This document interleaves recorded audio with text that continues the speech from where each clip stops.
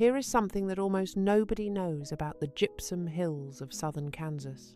Under those red bluffs, carved out by water seeping through Permian rock over 250 million years, there are caves, hundreds of them. Barber County alone has 117 documented cave systems bored through gypsum, and Comanche County, just to the west, has 128 more. Some of those caves run 300 feet into the hillside, and some go deeper. No matter what the air above ground is doing, whether it's a July afternoon that would cook a man through his shirt, or a January night when the Medicine Lodge River turns solid, the temperature inside those caves sits between 52 and 58 degrees every single day, every single year. The settlers who arrived in Barber County in the early 1880s called those caves worthless. A few used them for storing vegetables, and most just walked past them. They were building proper homes, sod houses, timber frames where they could afford the freight costs, plank structures going up along Main Street in Medicine Lodge. The idea of actually living in a cave, of building inside one, or wrapping one's winter plans around the thermal logic of porous sulfate rock, was something you'd only try if you had no other option. Nora Voss had no other option. She was 13 years old when her father's wagon broke an axle on the Chicaskia River, crossing in September of 1884, and he went into the water after the mule, and he did not come back up. 2 weeks later, when a man named Orrin Schaff rode out to inform Nora that her father had $11 in outstanding debt to the Schaff Ranch, she handed him the $1.74 she had in a tin box, told him she'd work the remaining balance, and waited for him to leave. He did not leave. He told her the claim was not hers to work, that she was 13 years old, that miners could not hold land, and that she had until the end of October to be gone. That gave her 6 weeks. To understand what those 6 weeks produced, it helps to understand where Nora was and what she was looking at, because the geography matters to everything that follows. Barber County sits in the south-central part of Kansas, right along the Oklahoma border. When the first white settlers pushed into that country in the early 1870s, it looked like something from a fever dream, buttes of white rock rising out of red earth, mesas with flat gypsum tops that caught the light. Like broken glass, the Medicine Lodge River running through a valley with cottonwoods along the banks, and nothing for 50 miles in any direction except grass and sky. The land had belonged to the Kiowa and Comanche and Cheyenne, surrendered in the Medicine Lodge Treaty of October 1867, the largest gathering of Indians and United States officials in the country's history, with an estimated 10,000 to 15,000 tribal members present. By 1880, Barber County had 2,661 settlers, and by 1884 it was pushing toward 4,000. Medicine Lodge had a hotel, 2 newspapers, a church, a school.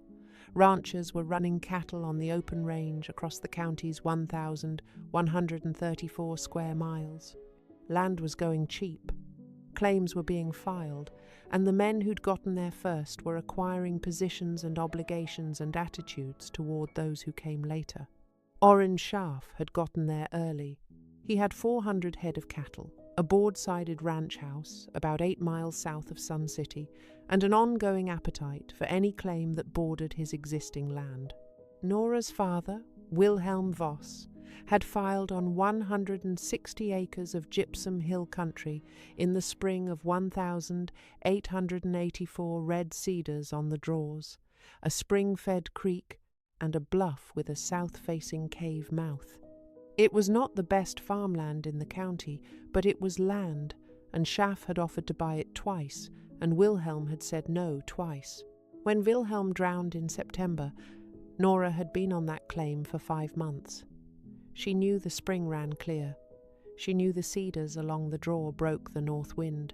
She knew the cave in the bluff was tall enough to stand in and ran at least 40 feet back into the rock. She knew one other thing. She'd watched a coyote den up in a smaller cave opening just below the main one the previous February. And even when the temperature dropped to 4 degrees above zero, she'd checked her father's thermometer. The snow at the cave mouth had not drifted inward. The ground inside was bare. Something about that cave was keeping cold out. And 6 weeks was enough time to act on that observation, even without yet understanding its physics. There is a critical piece of legal history that explains what Nora was actually facing. In 1884, the Homestead Act of 1862 remained in force across Kansas. Its language allowed a claim to be filed by any person who is the head of a family or who has arrived at the age of 21 years. Those were 2 separate qualifying conditions. You needed to be 21, or you needed to be head of a family. The age of majority in Kansas was 21, under the English common law that all American frontier jurisdictions had inherited from Blackstone's commentaries. A 13-year-old girl could not hold a homestead claim in her own name, and Orrin Schaff knew this. What he may not have calculated precisely is what she could do in 6 weeks with no money and a cave. She had $1.74 after paying what she could toward the debt. She spent $0.27 of it on a sack of cornmeal at the Sun City Mercantile, and she spent none of the remainder on shelter materials, because everything she needed was already there. Nora did not start with the cave, she started with the animals, because the animals were the problem, and also, as it turned out, the answer. Her father had owned 3 things of real value when he drowned: a mule named Frank, a sow with 7 piglets, and a heifer called Bess that he'd traded 2 months' labour to acquire the previous winter. The mule Frank was gone. Schaff's men had taken him the afternoon of the debt visit, citing the outstanding balance, and that left the sow, the 7 piglets, and Bess. Those 3 animals represented the only movable capital Nora had. She could not eat them in the short term without destroying her long-term position. She could not sell them without cash from which to buy shelter materials. She could not leave them unsheltered through a Kansas winter and expect them to survive the previous February's low of 4 degrees Fahrenheit. Had gotten into the sow's temporary pen and killed 2 of an earlier litter of piglets within 4 hours. So the animals determined the shelter, and the shelter determined the physics. And the physics determined everything that happened in January of 1886. Before she'd ever heard the word BTU or read a word of engineering literature, Nora understood something about livestock in cold weather that most frontier settlers treated as background knowledge without ever doing the arithmetic. A resting sow radiates somewhere between 500 and 700 British thermal units per hour. A heifer Bess's size, roughly 400 pounds in October of 1884, still growing, would produce between 600 and 800 British thermal units per hour. And 7 piglets, smaller but warmer per pound of body weight, contributed another 200 to 300 British thermal units collectively. On a cold night, those animals together were generating the equivalent of a moderate wood stove, somewhere between 1,300 and 1,800 British thermal units per hour. And in an open pen, every bit of that heat rose into the Kansas sky and disappeared. The cave was the structure that could keep it from doing so. She found the confirmation she needed by walking into the cave and pressing her palm against the wall. The stone was not warm, but it was not cold the way the October air was cold. Gypsum rock transmits heat and cold slowly, far more slowly than wood, and it resists temperature change at the surface for hours longer than a thin-board wall would. The cave wall, 8 feet into the bluff, was the same temperature it would be in July, not warmth generated, but warmth retained, and the difference between those 2 things is the entire story. Gypsum is a mineral with a chemical name most people never learn: calcium sulfate dihydrate, CaSO4-2H2O. That last designation, the 2-water, is what makes it unusual among common building stones. Roughly 21% of its weight is chemically bound water, locked into the crystal structure, and That water raises gypsum's specific heat capacity to approximately 1,080 joules per kilogram per degree. Kelvin higher than limestone at roughly 840, higher than sandstone at 920, higher than most rocks a frontier settler would encounter. In practical terms, gypsum rock holds more heat per pound than almost any other stone on the southern plains. When it absorbs warmth from a fire, from animal bodies, from daytime sun, it gives that warmth back slowly, over hours, long after the source has gone. The cave walls had been doing this passively, without anyone's help, absorbing the accumulated heat of the ground since before Nora's grandfather was born. She wasn't going to rely on passive physics alone, though she had animals generating 1,300 to 1,800 British thermal units per hour. She was going to put them inside those walls. And she was going to build something between the cave mouth and the outside air that would keep that heat from escaping. Nora spent $1.73 total on shelter construction. 26 cents of it went on 3 pounds of square nails from the Sun City Mercantile. She traded 4 hours of labour at the Mercantile stacking freight for a piece of canvas about 6 feet wide and 12 feet long, and everything else she took from the land. The cave mouth was roughly 9 feet wide and 6 feet tall, and the Red Hills country gave her everything she needed to close it. Cedar posts from the draw below the bluff, cut with her father's handsaw, split cedar rails for horizontal framing, bundles of long bluestem grass from the upland, tied in thick sheaves, and gypsum rubble. Flat selenite crystals and chunks of white rock gypsum from the talus slope directly below the cave entrance. The structure she built across that cave mouth took her 11 days. She set cedar posts in the ground at the cave's edge, 2 feet deep, 3 posts on each side, and ran horizontal rails between them.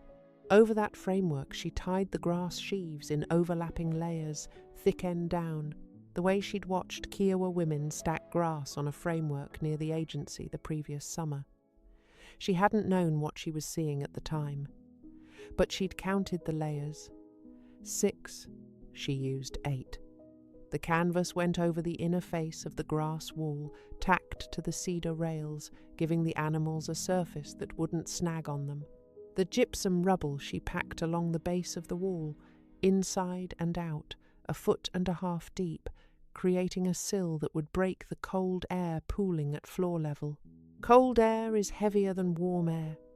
It flows downhill and pools at the lowest point of any space, and a raised gypsum sill at the wall's base acted as a physical dam against the coldest layer of incoming air. She didn't know the formal name for this phenomenon, but she knew that in her father's sod house the floor was always the coldest place, and that the mice came in at the bottom of every wall. The entrance, a narrow opening she left on the south side of the structure, she oriented away from the prevailing north wind. Kansas winter winds come predominantly from the north and northwest. The south-facing cave mouth was partly protected by the bluff itself, and the entrance she made in her constructed wall faced southeast, meaning anyone entering would have to turn a corner to get inside a thermal break that stopped wind from blowing straight through. She moved the sow, the piglets, and Bess inside on October 27th, and the following morning she moved in herself. The town of Medicine Lodge got word of this sometime in the first week of November. A man named Dolph Kraus, who drove freight between Medicine Lodge and Sun City, saw the structure in the bluff on his regular run and mentioned it to Orrin Schaff, who mentioned it to the men at the hardware store, who passed it along. The precise description that circulated was, a girl living in a rock hole with her pig, and by the end of the week it had been discussed at the barber shop, at the dry goods counter, and with some concern at the Methodist church. A church deacon named Harlan Greer rode out to the Voss claim on November 8th to determine whether Nora needed to be brought into town. What he found when he rode up to the bluff gave him pause. The structure across the cave mouth was, to his eye, competently built. The cedar posts were plumb, The grass wall was tight and thick, layered in a way he'd only seen in native construction. The gypsum rubble at the base was chinked and solid, and from a distance it didn't look like a child's improvisation. It looked like someone who knew what they were doing. He still thought it was a terrible idea. He told her the structure would not hold against a January blizzard, that the grass would blow out in the first hard norther, and that a girl her age, alone, with no proper stove, no insulated walls, no neighbours within 3 miles, was asking to freeze to death before February. He offered her a room in his family's house in Medicine Lodge and offered to find work for her at one of the hotel kitchens. Nora told him she had animals to tend. He rode back to Medicine Lodge and told the men at the hardware store that the Voss girl had made up her mind that the structure was better than he'd expected and that they'd see whether it lasted. Oren Schaff said it would be a pile of sticks by Christmas. What none of them understood, not Greer, not Schaff, not the men at the hardware store, was that Nora had not finished building.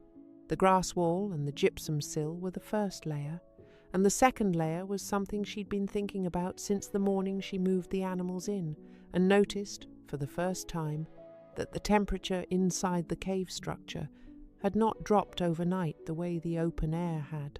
She lay awake on her bedroll that first night, in the dark, listening to the sow breathe and Bess shift her weight, and she ran her hand along the cave floor and thought about what she was feeling.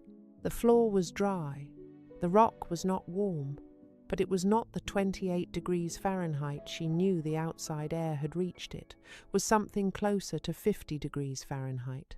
She'd taken a reading the following morning with her father's thermometer, pressed to the cave floor 5 feet inside, 53 degrees Fahrenheit. Air temperature outside the structure, 31 degrees Fahrenheit. A 2 degree difference before she'd burned a single stick of wood. What the cave floor was showing her was geothermal, buffering the process by which the earth, below a depth of about 4 to 6 feet in the Kansas climate, holds a nearly constant temperature year-round. Driven by residual heat from the Earth's interior and insulated from surface temperature changes by the mass of rock and soil above. The Alabaster Caverns in Woodward County, Oklahoma, carved from the same Permian gypsum formation that underlies the Barber County hills, maintain a year-round temperature of 52 to 58 degrees Fahrenheit, and the cave Nora was in sat at the same elevation in the same geological formation. Without knowing the term, she was sitting inside a natural thermal battery. The problem was that 53 degrees Fahrenheit on the cave floor was a starting point, not a destination. She needed the cave interior to stay at least 45 degrees Fahrenheit through the worst of January, which would be cold enough to keep the animals alive and prevent the spring pipe.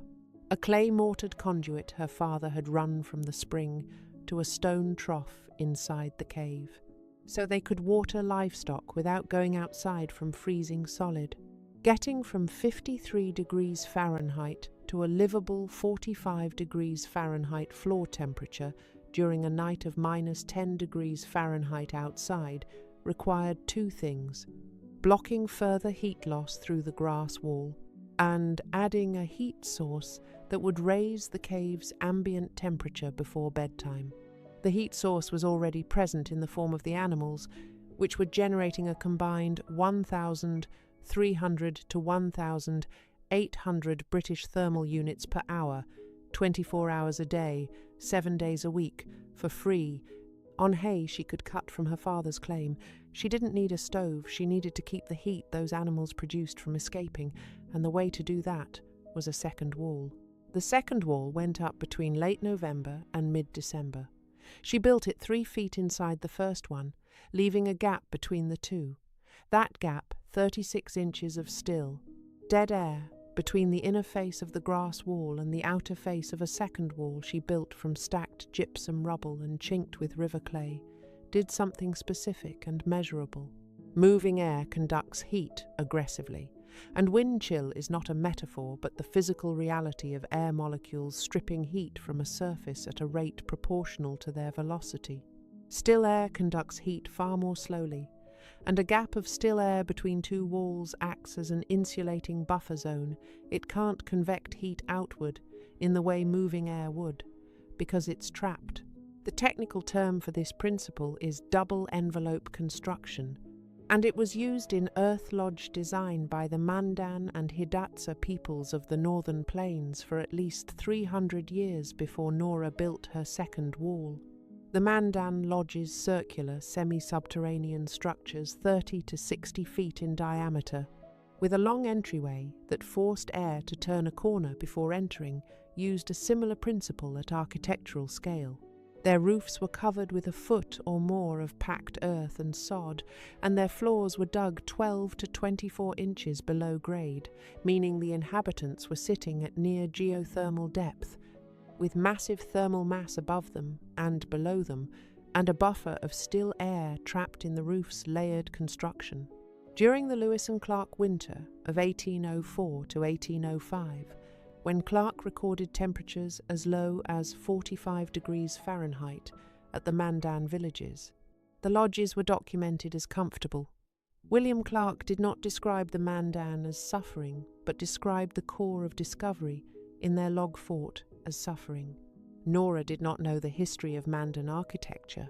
She'd built the second wall because she'd noticed that the temperature inside the cave dropped more slowly when the gap between the cave walls and the outer structure was smallest, when she'd piled extra cedar brush against the inside of the outer wall in early November. The brush created a dead air buffer by accident, and the gypsum rubble wall created one deliberately. The inner wall was also where she used the thermal mass of the gypsum rock to its full advantage. She built it 2 feet thick, roughly 400 pounds of stacked gypsum rubble and split selenite for every linear foot of wall, and she lit a small fire at the cave's back wall each evening for 2 hours before the temperature outside dropped to its daily minimum.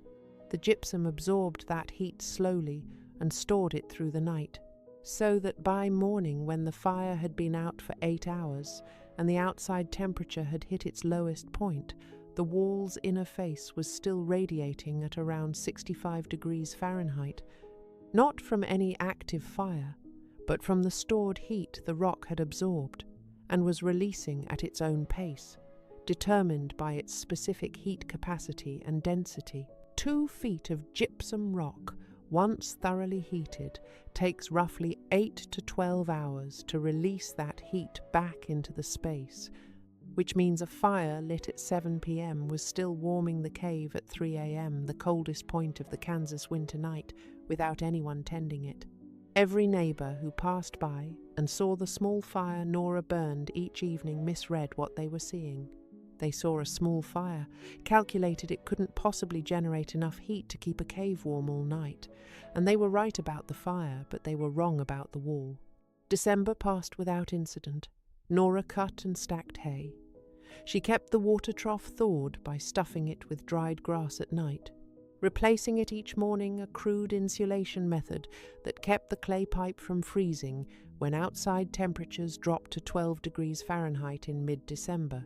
She traded 12 eggs at the Sun City Mercantile for a pound of salt, which she needed for the sow's mineral requirements, and she spent 22 cents, her last coins, on a second canvas panel to reinforce the inner face of the gap between the two walls, where cedar brush had begun to mat and compress. By January 1st, 1886, the animals had gained weight. The sow had filled out noticeably on the hay and kitchen scraps Nora saved. Bess had added perhaps 40 pounds since October. The piglets were the size of young shoats. In the cold snap of mid-December, when 3 nights dropped to 8 degrees Fahrenheit, Nora had recorded the cave interior at 49 degrees Fahrenheit in the morning. The lowest she saw, all full with the animals present, and a fire burned the evening before. 49 degrees inside, 8 degrees outside, a 4-1 degree differential sustained through the coldest nights of December, without any manufactured insulation material, without anything bought in a store except 26 cents worth of nails and 2 pieces of canvas. Orange Schaff had not ridden out. Deacon Greer had come back once in late November, seen that the structure was still standing and that Nora appeared healthy, and told her she was a stubborn child and that he hoped she knew what she was doing. She told him she thought she probably did. January 6th, 1886. The temperature in Medicine Lodge was 34 degrees Fahrenheit at 2 in the afternoon. The sky was clear and there was almost no wind. By 6 in the morning on January 7th, the thermometer at Dodge City, 60 miles to the northwest, read -10 degrees Fahrenheit, and Junction City, further northeast, read -25 degrees Fahrenheit. The National Weather Service records show that the temperature at Dodge City dropped more than 44 degrees in less than 16 hours, driven by a massive Arctic air mass that rolled south out of the Canadian plains with 30 to 36 mile per hour sustained north winds, with wind chill calculations for those conditions putting the effective temperature somewhere between -35 and -40 degrees Fahrenheit. This was the second of the two great Kansas blizzards of January 1886. The first had passed through January 1st through 3rd 7.5 inches of snow at Dodge City, 12 inches in some western counties, temperatures dropping to 12 degrees Fahrenheit. It had been serious, and it had killed cattle, but the second storm, arriving 4 days later as a hard norther behind a deceptively mild morning, killed on a scale that southwestern Kansas had never seen. By January 8th, the third day, the temperature at Dodge City was -16 degrees Fahrenheit, and it did not rise above 10 degrees Fahrenheit until January 11th. 5 consecutive days of temperatures between -16 degrees Fahrenheit and 10 degrees Fahrenheit, with sustained north winds. In some western Kansas counties, 75 to 80% of cattle on open range died. One ranch in southwestern Kansas lost 5,500 of its 6,000 head. Along the Union Pacific Railroad fence lines, cattle frozen solid on their feet were stacked 3 deep, and over 100,000 cattle died in Kansas alone, with 400,000 cattle hides marketed at Dodge City in the weeks after the storm.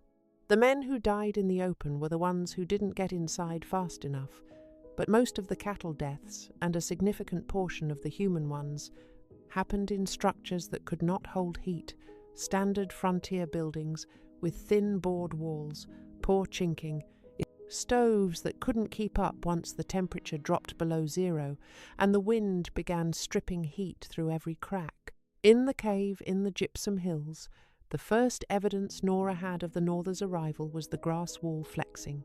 The sound came first, a low, continuous moan she'd never heard from that wall before, the wind finding the gap between the outer and inner layers and pressing against the grass sheaves.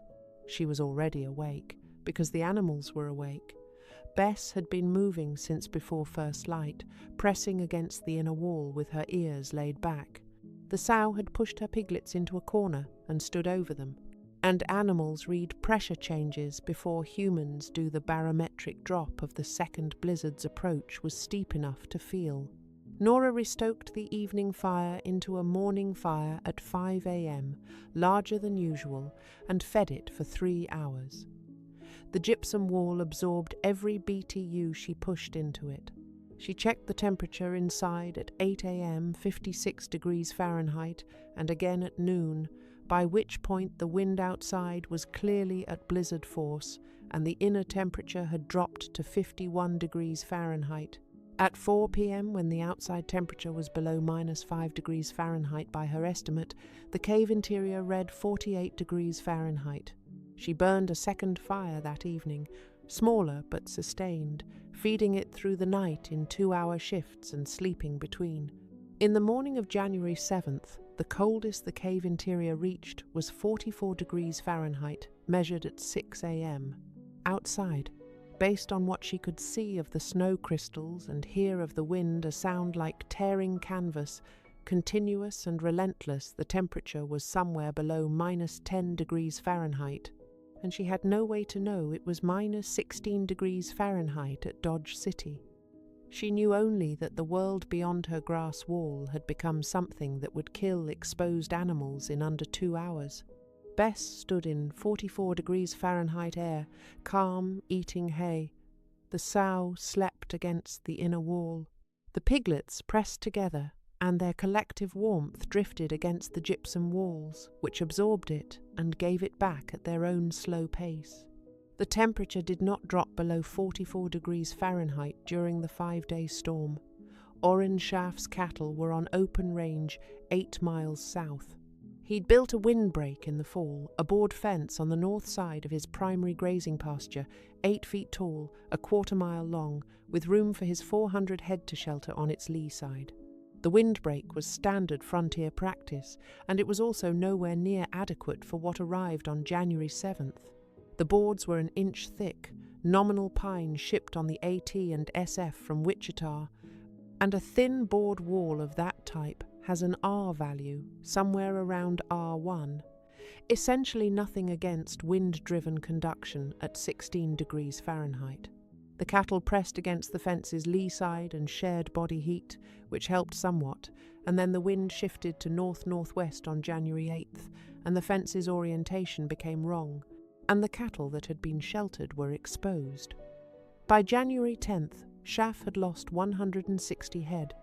He rode out in the brief warming on January 11th and started counting the frozen carcasses in the snow. The remaining 240 were alive but thin, several with frostbitten ears and tails. Schaaf went to Medicine Lodge and sat in the hotel bar. Deacon Greer lost his 12 milking cows, all of them in the storm's first 2 days. They'd been in a board barn he'd built 2 years earlier, tight and solid by ordinary standards. But the barn's thin walls and a roof, with almost no insulating value, let the temperature inside drop to minus 8 degrees Fahrenheit by the second night, which killed dairy cattle that weren't accustomed to severe cold. He rode to the Voss claim on January 11th, when the temperature had risen above 0 for the first time in 5 days, because he needed to know if the girl was dead. She was cutting hay from the stack in the drawer below the bluff, fork in hand, working in a rhythm that suggested she'd been doing it for hours. When she saw Greer coming up the trail, she stuck the fork in the stack and waited. He pulled his horse up at the cave structure and looked at it. It was standing. The grass wall had a layer of wind-blown snow on its outer face, snow that had packed into the grass's interstices and acted as additional insulation, filling the gaps the way snowpack always does. The gypsum rubble at the wall's base was unmoved. The southeast-facing entrance showed not a trace of drift inside. Greer climbed down from his horse and stepped through the entrance. The cave interior was 46 degrees Fahrenheit. The sow looked at him with mild interest and went back to eating. Bess was standing at the stone trough, drinking from the unfrozen spring water. The piglets, 9 of them, now one had been born in late November, were piled against the inner wall in a heap of pink and bristle, alive and warm.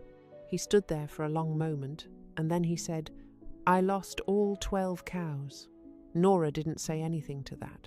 She came in behind him, moved past him to check Bess's water level, and began breaking hay into the trough. After a while, Greer said, "What did you do with the walls?" She explained it to him the way she would have explained anything practical to a man who'd asked her a fair question: the double wall, the dead air gap, the gypsum rubble, the way she'd laid the grass sheaves, the reason the entrance faced southeast, and the way she burned the evening fire against the inner wall, not to heat the air but to heat the rock, so the rock would heat the air slowly and for hours after the fire was out. Greer listened to all of it and then said she should have died. He meant it as a compliment. What Nora had built without formal education in physics or engineering was, in conceptual terms, identical to what indigenous peoples on the northern plains had worked out across 4 centuries of iterative cold climate engineering. The Mandan and Hidatsa earth lodges used the same principles in combination: geothermal buffering from the semi-subterranean floor, thermal mass from the massive earth and sod roof, a double envelope effect from the layered grass and soil construction, and a cold trap entrance that forced incoming air to turn two corners before reaching the living space. These lodges were occupied through winters that reached 45 degrees Fahrenheit at the Mandan villages near present-day Bismarck, North Dakota, and Lewis and Clark, wintering nearby at Fort Mandan in 1804 and 1805, documented the Mandan living in conditions that the Corps of Discovery could barely survive in a log fort. The Wichita peoples of central Kansas built grass lodges, tall, dome-shaped structures with walls of dense prairie grass several feet thick, layered in the same overlapping pattern Nora had used. George Catlin described Wichita villages in 1834 as containing 500 or 600 wigwams, all made of long prairie grass, and those structures kept interiors habitable through Kansas winters that routinely dropped below zero. Nora hadn't read about these structures. She'd watched a Kiowa woman stack grass on a framework near the agency and noticed the layering. She'd felt the cave wall in October and recognized what the consistent temperature meant. She'd watched what happened to air at floor level on cold nights and built a sill against it, and every decision she made was reactive, empirical, and derived from direct observation of physical reality rather than from any formal instruction. The legal situation resolved itself in March of 1886. Deacon Greer, who turned out to be a more useful man than his one-time assessment of Nora's shelter suggests, had consulted with a lawyer in Medicine Lodge named Thomas Whitfield about the Homestead Act's head of family provision. Whitfield's reading of the statute was that an orphaned child who was solely responsible for dependent livestock animals that constituted a working agricultural unit and required continuous husbandry could potentially argue head of family status under the Act's broadest interpretation. It was not a guaranteed argument, but it was an argument. Nora filed the claim in April of 1886, listing herself as head of family with 4 dependents, 1 sow, 1 heifer, 9 hogs, and the claim itself. The land office in Wichita did not immediately approve or deny it. Orrin Schaff contested it, and the contest dragged through the next 2 years. During that time, Nora improved the claim. She expanded the cave structure significantly in the fall of 1886, adding a second bay to accommodate an additional heifer she'd acquired through a barter arrangement with a neighbouring homesteader. She built a sod addition against the bluff's eastern face for storing hay, sold 3 hogs in Medicine Lodge in November, and used the money to buy a small cast-iron stove that she installed in the back of the cave, giving her the ability to cook properly for the first time. The land office ruled in her favour in August of 1888, when she was 17. Schaff's 400 head operation did not recover from the January 1886 blizzard in the way he expected, losing 160 head in a single week. Coming into spring with weakened cattle and no market premium for freeze-damaged stock left him carrying debt through 1886 and into 1887. He sold the eastern portion of his grazing land in the fall of 1886, the portion that bordered the Voss claim to a family coming down from Wichita, and he never bought the Voss claim. The physics that kept Nora and her animals alive in January of 1886 was not new knowledge.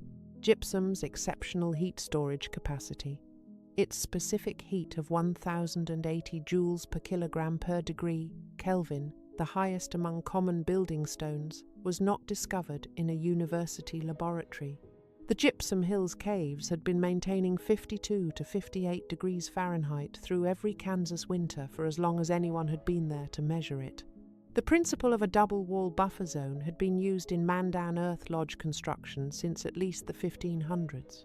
The cold trap entrance, the turned corner that stopped wind from blowing straight into a living space, appears in indigenous architecture across multiple continents, wherever people had lived long enough in serious cold to work out what actually keeps you alive.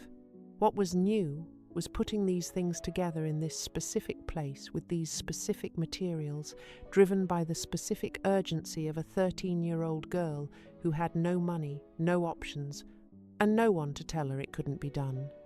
There are builders working today in passive house construction, in earth-sheltered architecture, in the growing field of low-energy vernacular building who would recognize every principle Nora applied. The double envelope is standard passive house design language. Thermal mass from dense materials remains a primary strategy for reducing heating loads in cold climates. Semi-subterranean construction, ground contact foundations, and geothermal buffering are the basis of entire architectural schools. Nora understood in 1884 what those schools rediscovered a century later, and she understood it not from theory but from touch, from pressing her hand against a gypsum wall on an October morning and feeling what the rock was telling her. When you dig a hole 4 feet deep in Kansas in January, the temperature at the bottom of that hole is around 50 degrees Fahrenheit. That has been true since before Kansas was Kansas, and people who built their shelters in alignment with it rather than against it survived. Schaff had money, a board-sided ranch house, and 400 head of cattle. Nora had $1.74 and a cave. What she also had was a close enough reading of the physical world around her to understand that the cave was an asset rather than a liability, that gypsum held heat in a way that pine boards never would, that trapped air insulates better than any material you can buy, and that the animals she couldn't afford to lose were also the animals that would keep the whole system warm if she gave them a space tight enough to hold what they were already producing. Compartilha conteúdo do. Projetasci. Niche criado por vocês. Avoid these styles were used. TXT. Tree, 2, tree.